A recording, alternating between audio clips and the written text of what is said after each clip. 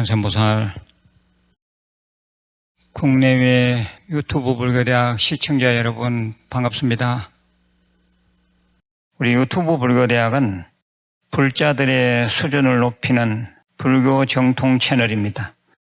불자로서의 자부심과 큰 성취 있으시길 기도 축원드리면서 주위에 공유와 구독, 포교 부탁드립니다. 오늘 제가 제시하는 한자성어는 선지초심 필경성불, 선지초심 필경성불입니다. 초심을 잘 유지하면 필경에는 성불한다.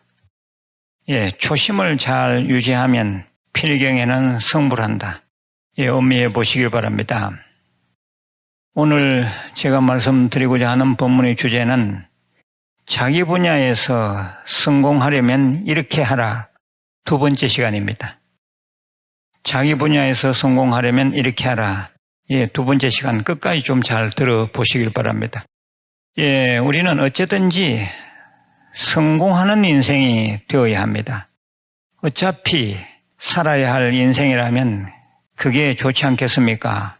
그런데 성공이 우연히 나에게 안겨지지 않습니다. 거기에도 불교에서 말하는 인과의 법칙이 존재합니다.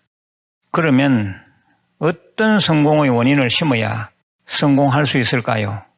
이미 제가 자기 분야에서 성공하려면 이렇게 하라 1편에서 세 가지를 말씀드린 바가 있습니다. 그러니 다시 한번 꼭 찾아서 들어보시기 바랍니다. 특히 젊은 사람들은 꼭 보셔야 합니다. 오늘은 2편의 성격으로 세 가지를 말씀드리겠습니다. 자기 분야에서 성공하려면 넷째 됩니다. 넷째. 끝까지 가야 합니다. 끝까지 가라. 중국 당나라 시대의 그 유명한 시인 이백에 대한 얘기입니다. 이백이 상의 산에서 공부를 하던 중에 그만 염증을 느끼고 산에서 내려오던 중이었습니다. 산골 동네가 있고 그 옆에 계곡이 있었는데 한 할머니가 도끼 모양의 굵은 쇠뭉치를 바위에 갈고 있었습니다. 할머니의 태도가 하도 진지하여 궁금증이 일어났습니다. 할머니, 그 쇠뭉치를 왜 그렇게 갈고 있습니까? 할머니, 옷이 땀이 다 젖도록 온 힘을 쓰시네요. 그 쇠뭉치를 왜 그렇게 갈고 있습니까? 그런데 할머니의 대답이 충격적이었습니다. 못 쓰는 쇠뭉치가 하나 있어서 이놈을 갈아서 바늘을 만들려고 하네. 이백이 기가 차다는 듯 물었습니다. 할머니, 쇠뭉치를 갈아서 언제 바늘을 만드시겠습니까? 할머니는 단호히 말했습니다. 언제 바늘을 만드느냐고? 계속 갈면 바늘이 되지 안 될 게 뭐가 있어? 바늘이 될 때까지 가는 게지. 할머니의 이 말에 부끄러움을 느낀 이백은 다시 산으로 돌아가 공부에 전념하였다고 합니다. 마부작침이라는 고사성어입니다. 갈마, 도끼부, 만들작, 바늘침. 도끼를 갈아서 바늘을 만들다. 이백은 이태백입니다. 이태백은 중국 최고의 시인이며 시의 신선, 시선이라고도 불립니다. 아마 이태백을 모르는 사람은 없을 것입니다. 이런 천하의 이태백이 마부작침의 주인공임을 깊이 생각해 볼 일입니다. 이름이 나는 데는 그만한 이유가 다 있습니다. 자기 분야에서 성공하려면 다섯째는 시기 질투에 초연해야 합니다. 온 인류의 희망이요 빛인 부처님은 늘 시기 질투에 시달렸습니다. 그럼에도 불구하고 부처님은 그저 초연하셨을 뿐입니다. 이런 얘기가 있습니다. 부처님께서 고살라국 사위성에 계실 때였습니다. 부처님의 명성이 높아지자 당시 수많은 다른 종교인들, 외도들이 부처님을 시기 질투한 나머지 온갖 모함을 해댔습니다.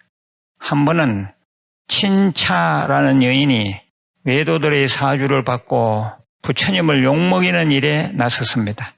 이 친차 여인은 부처님께서 법문하시는 장소마다 나타나서는 자기 배를 두들기며 자기가 부처님 아기를 가졌다고 헛소리를 해댔습니다. 처음에는 대중들이 꿈쩍하지 않았습니다. 그런데 신도들 틈 속에 심어놓은 외도들이 선동을 해대니 분위기가 달라졌습니다. 대중들이 동요하기 시작하였습니다. 처음 소문을 낸 그 이후로 8, 9개월이 되자 이 친차의 배는 남산만큼 불러왔습니다. 친차는 이제는 대놓고 부처님 법상 앞에서 알짱거리며 말했습니다. 부처님 아기가 나올 때가 다 되었어요. 집도 한 채 마련해 주시고 양육비도 빨리 준비해 주세요. 부처님이 묵빈 대처하자 어리석은 대중들은 친차의 말을 믿었습니다. 부처님을 시기 질투하던 외도들은 더욱 나쁜 소문을 퍼뜨려 부처님을 공경에 빠뜨렸습니다. 그런데 어느 날 또 야외에서 노천법회를 하는데 어김없이 친차가 나타났습니다. 자기 배를 두 손으로 어루만지면서 야단의 법석 앞을 서성거렸습니다. 그런데 놀라운 일이 벌어졌습니다.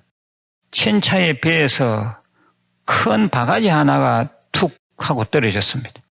바가지의 끈이 풀려서 그렇게 된 것입니다. 모든 대중들은 저 나쁜 여자, 저 나쁜 친차, 무간지옥에나 떨어져라 라고 저주하였습니다.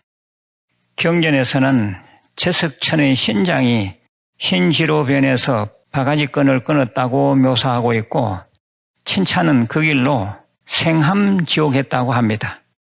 우리 부처님은 그 어떤 시기 질투에도 초연하셨습니다.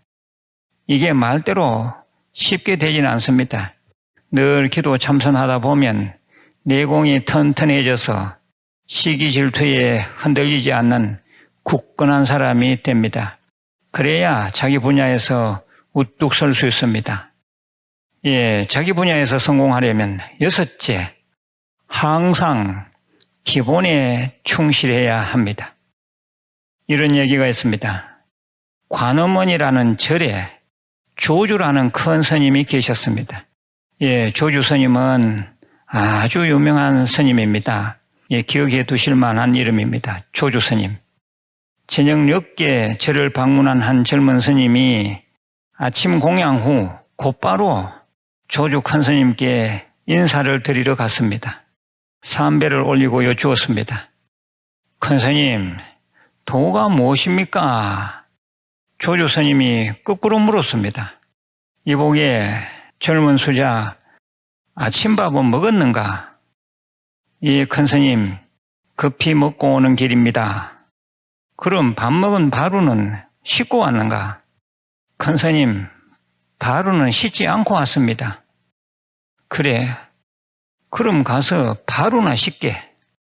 찾아온 젊은 스님은 무엇인가 크게 깨닫고는 돌아 나왔습니다. 조주 세발이라는 화두입니다. 시청자 여러분, 각자 자기 분야에서 기본이 무엇인지는 잘 알 것입니다. 더 이상 설명을 달지 않겠습니다. 아무튼 기본이 튼튼하지 못하고 기본에 충실하지 않으면 성공할 수 없습니다. 오늘 본문 요약입니다. 자기 분야에서 성공하려면 끝까지 가야 합니다. 시기 질투에 초연해야 합니다. 항상 기본에 충실해야 합니다. 제3 말씀드립니다. 자기 분야에서 성공하려면 이렇게 하라. 제1편을 반드시 다시 들으시길 바랍니다. 마지막으로 용어 해설을 해드리겠습니다. 첫째, 묵빈대처. 묵빈대처란 1절 대응하지 않고 침묵하면서 내버려 두는 것입니다. 둘째, 생함지옥입니다. 산채로 지옥에 떨어졌다는 말입니다. 셋째는 수자란 말입니다. 마음 공부하는 수행자를 말합니다. 넷째, 바루란 스님들이 먹는 밥그릇을 말합니다.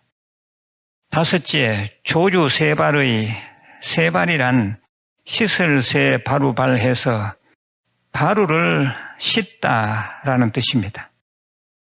오늘 본문을 다시 한번 들어보시면서 곰곰이 생각해 보시길 바랍니다. 오늘 본문은 젊은 아이들에게도 꼭 필요한 그런 얘기가 아닐까 생각합니다. 끝으로 말씀드립니다. 제가 늘 제시하는 5대 수행을 절대 게을리하지 않으시길 바랍니다. 금강경 대단히 독송하시고 관세음보살 기도 증건하시고 대성경전 사경하시고 절민 예배, 성관상수 등 참선을 꼭 하시기 바랍니다. 이 5대 수행 중 두세 가지는 매일 늘 하셔야 합니다. 절대 우리는 타성에 젖으면 안 됩니다. 열심히 하기만 하면 반드시 부처님의 갈피를 받아서 사는 것이 달라질 것입니다. 늘 건강하시고 내일 다시 뵙겠습니다. 관세음보살